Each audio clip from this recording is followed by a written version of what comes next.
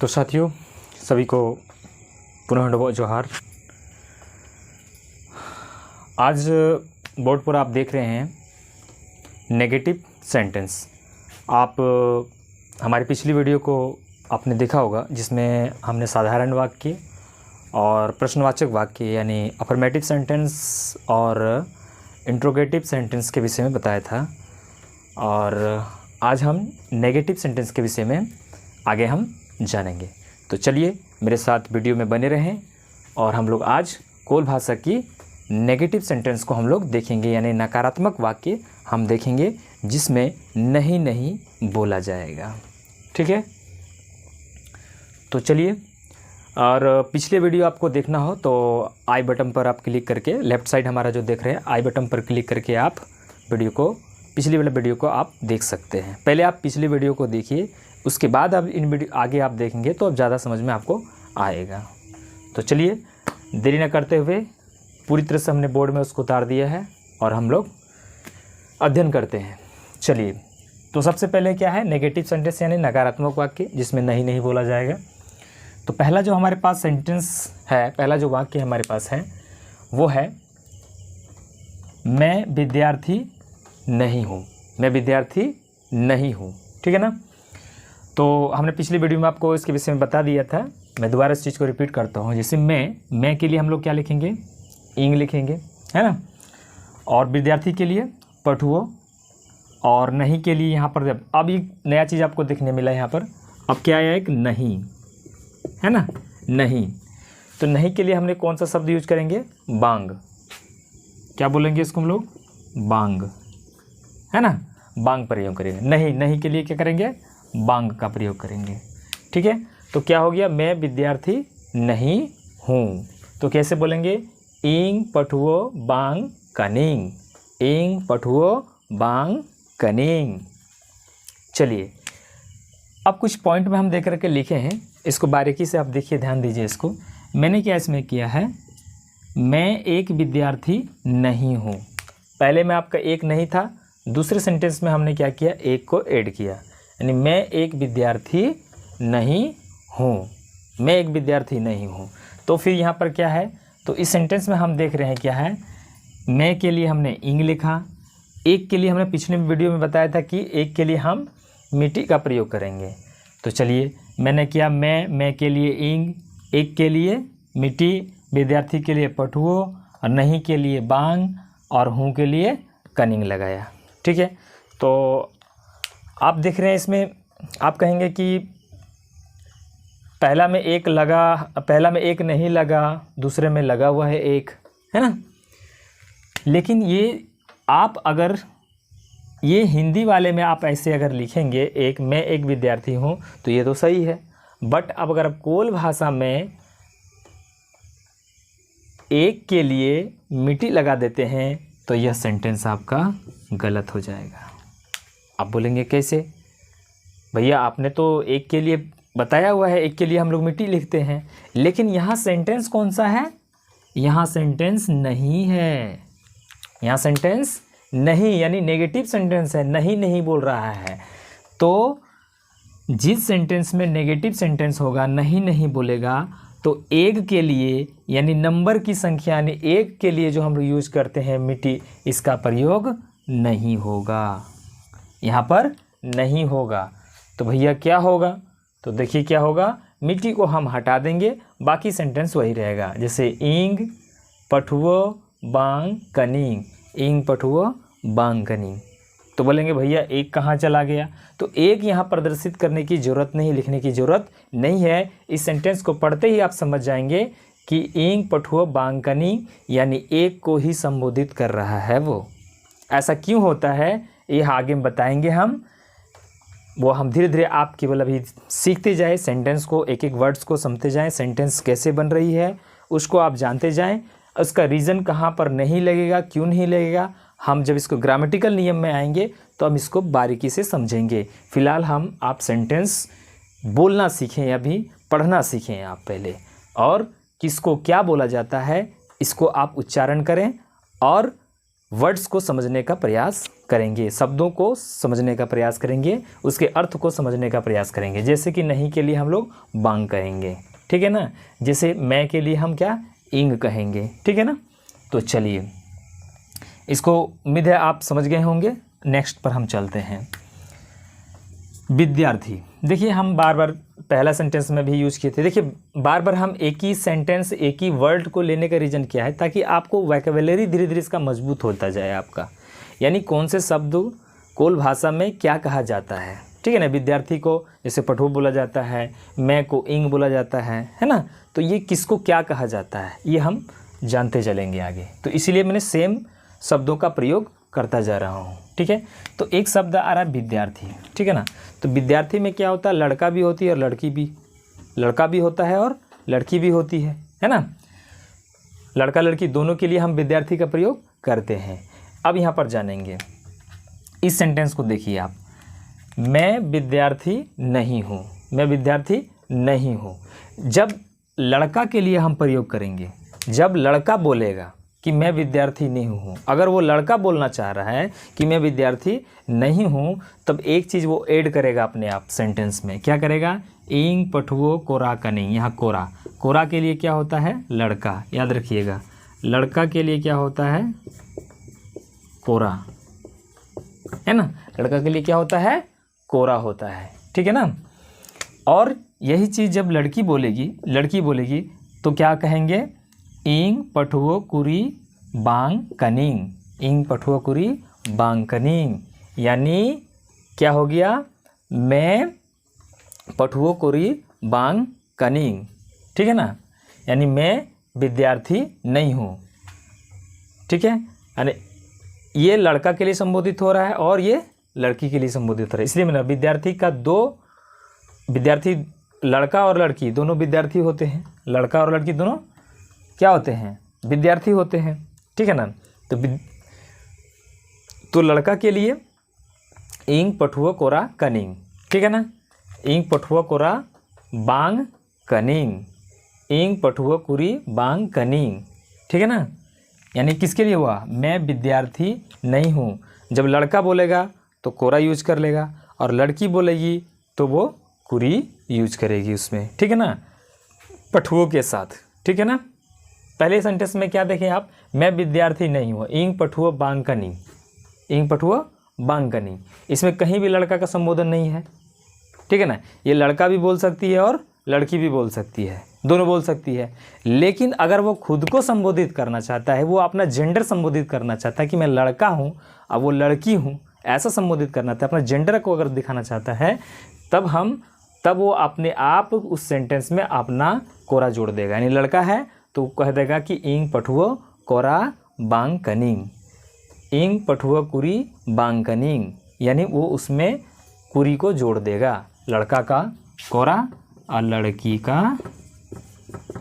का कुरी हो जाएगा, ठीक है ना। चलिए आगे हम चलते हैं। अगला जो मेरा 2 नंबर सेंटेंस है, मैं एक लड़की नहीं हूँ। मैं बार बार वहीं हम नेगेटिव सेंटेंस प्रयोग कर रहे हैं, यानी नहीं होगा। मैं एक लड़की नहीं हूँ, तो मैं के लिए इंग, और देखिए यहाँ पर एक, तो हमने एक का यहाँ कहीं पर इसका इगत नहीं किया है, कहीं पर हमने इसको एक को लिखा नहीं है, ठीक है ना। मैं एक लड़की नहीं हूँ, इंग कुरी बांकनी, इंग कुरी बांकनी।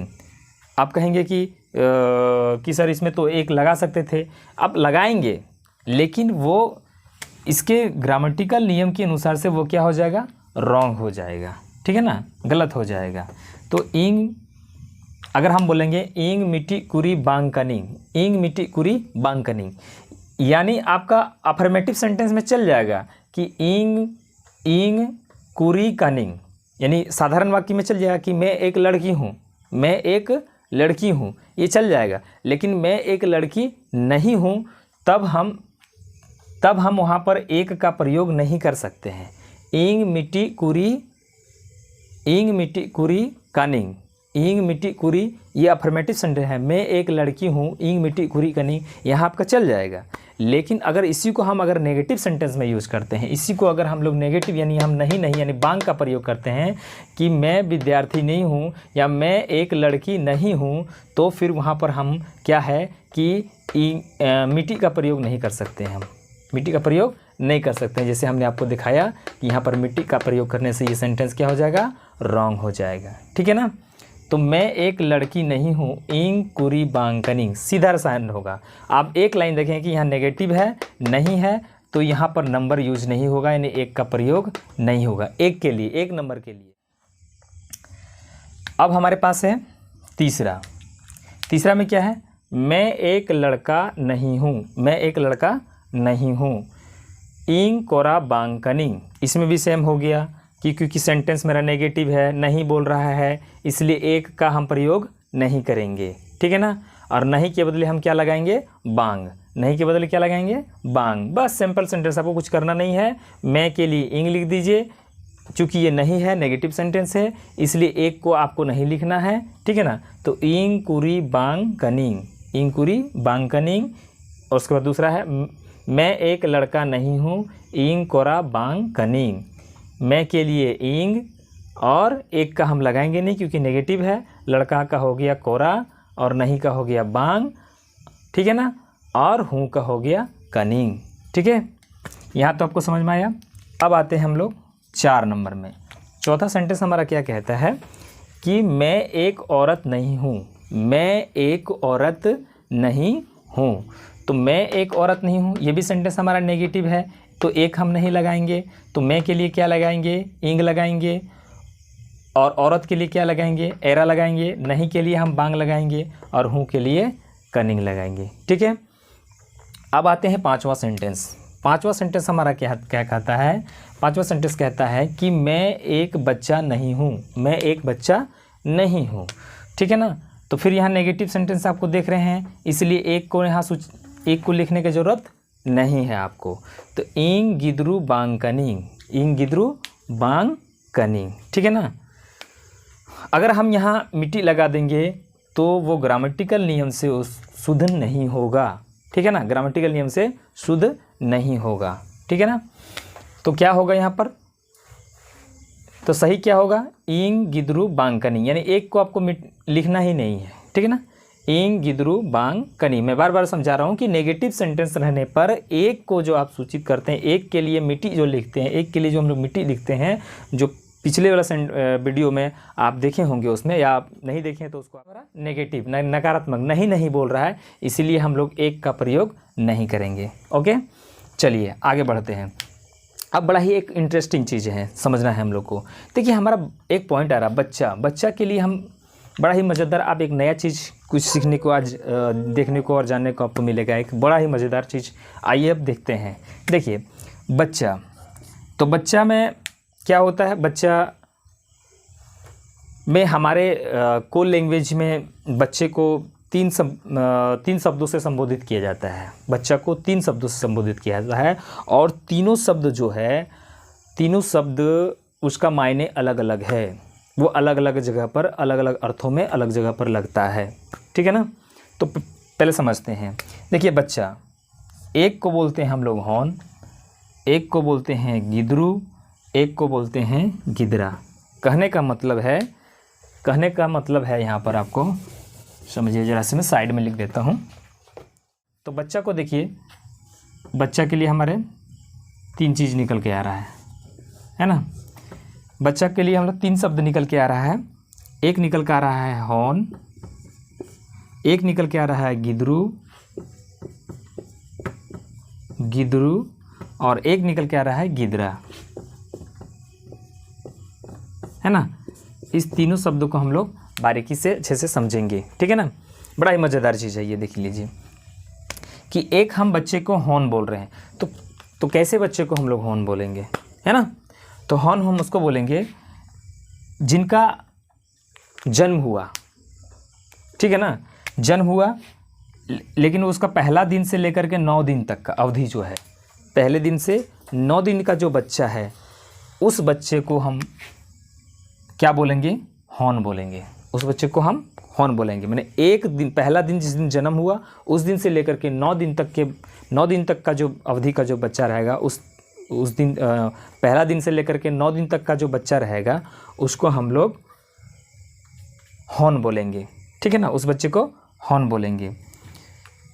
और दूसरा बच्चा जो है जिसका एक महीना से लेकर के 7 महीना, 1 महीना से लेकर के 7 महीना तक का जो बच्चा होगा उसको हम लोग गिदरू बोलेंगे, ठीक है ना। यानी समझिए 1 दिन से 9 दिन, पहला दिन से 9वें दिन तक के बच्चा को बोलेंगे हॉर्न, और 1 से लेकर के 7 महीना तक के बच्चा को बोलेंगे गिदरू, और 7 महीना से लेकर के 9 महीना अथवा 12 महीना भी लिया जाता है, ठीक है ना। कुछ परिस्थितियां हैं, कुछ ऐसी स्थितियां हैं, कुछ ऐसी स्थितियां होती है जिसकी वजह से इसको 12 महीना भी कभी कभी ले लिया जाता है, ठीक है ना। जनरली 9 महीना भी या 12 महीना भी, मैंने 7 से 9 महीना और कभी कभी 12 महीना भी चला जाता है, ठीक है ना। तो मैंने मिनिमम हो गया आपका 7 से 9 के बच्चे और मैक्सिमम आपका 12 तक जाएगा, ठीक है ना। तो 7 से लेकर के 9 महीने के बच्चे को हम लोग गिदरा बोलते। कि आपको ये चीज़ आज बहुत ही इंटरेस्टिंग चीज़ और एक नए वर्ड और चीज़ को देखने को मिला होगा, जानने को मिला होगा। और इसी तरह से हमारे वीडियो में आप लोग बने रहें। इस वीडियो को आप लाइक करें, सब्सक्राइब करें, और इस चैनल को कोल ट्राइबर मिरर जो ये चैनल है इसको लोगों तक पहुंचाएं, ताकि हमारी भाषा जो कोल भाषा है, जो बहुत ही समृद्ध भाषा है, बहुत ही समृद्ध भाषा है, वो इसलिए क्योंकि हमारी कोई भी शब्द जो बने हैं ना, उसकी बनावट पूरी नेचुरल है और उसके रीज़न है। किन्हीं की किसी वर्ड बना है तो उसका कोई रीज़न बहुत देखने को जानने को नहीं मिलता है, लेकिन हमारे शब्द जितने भी बने हुए हैं लगभग उसका कई रीज़न है, कई कारण है, ठीक है। बने रहिए और बहुत ही अच्छे तरीके से आपको हम समझाएंगे, आगे बढ़ाएंगे। तो पुनः सभी को जोहार, लाइक और शेयर और कमेंट करें। जोहार।